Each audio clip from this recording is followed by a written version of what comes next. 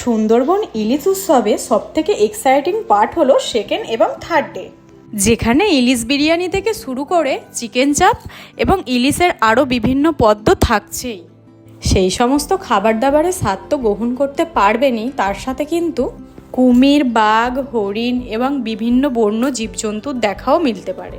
পরের দিন সকালে ঝটপট রেডি হয়ে বেরিয়ে পড়লাম শালির ফেরিঘাট।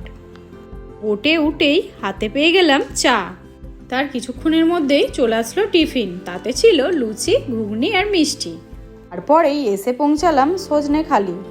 এখানে ওয়াচ টাওয়ার থেকে জঙ্গলের ভিউটা অনেক দূর পর্যন্ত দেখা যায়।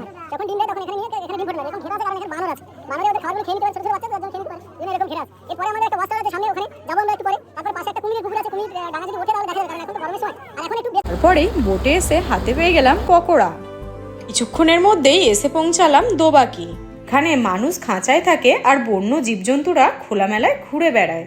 ভাগ্যে থাকলে বাঘমামার দেখাও মিলতে পারে। একটু প্রাকৃতিক সৌন্দর্য উপভোগ করে পৌঁছে গিয়ে দেখলাম লাঞ্চ তো পুরো রেডি। লাঞ্চে ছিল ডাল, আলু ভাজা, ইলিশ মাছ দিয়ে কচু শাক, সর্ষে ইলিশ, ইলিশ পাতুরি।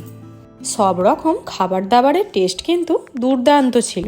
আরও কিছু জায়গা ঘোরার পরে পৌঁছে গেলাম হোটেলে। তারপর ইভিনিং স্ন্যাক্স দিয়ে শুরু এবং ডিনারে ছিল ফ্রাইড রাইস, চিকেন কষা। সবাই মিলে জমিয়ে খাওয়া দাওয়া করে দ্বিতীয় দিনটা শেষ করা হলো। আমাদের ঘোরা প্রায় শেষের পথেই। লাঞ্চের পরেই বোট পৌঁছে যাবে সোনাখালি ফেরিঘাট।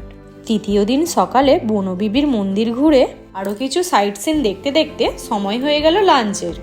লাঞ্চে ছিল ইলিশ বিরিয়ানি আর চিকেন চাপ, যেটার অপেক্ষায় প্রথম দিন থেকে ছিলাম। আমরা যে ট্রাভেলসে গিয়েছিলাম তার ডিটেলস ক্যাপশনে দিয়ে রাখলাম, আপনারা চাইলে আসতে পারেন। টাটা।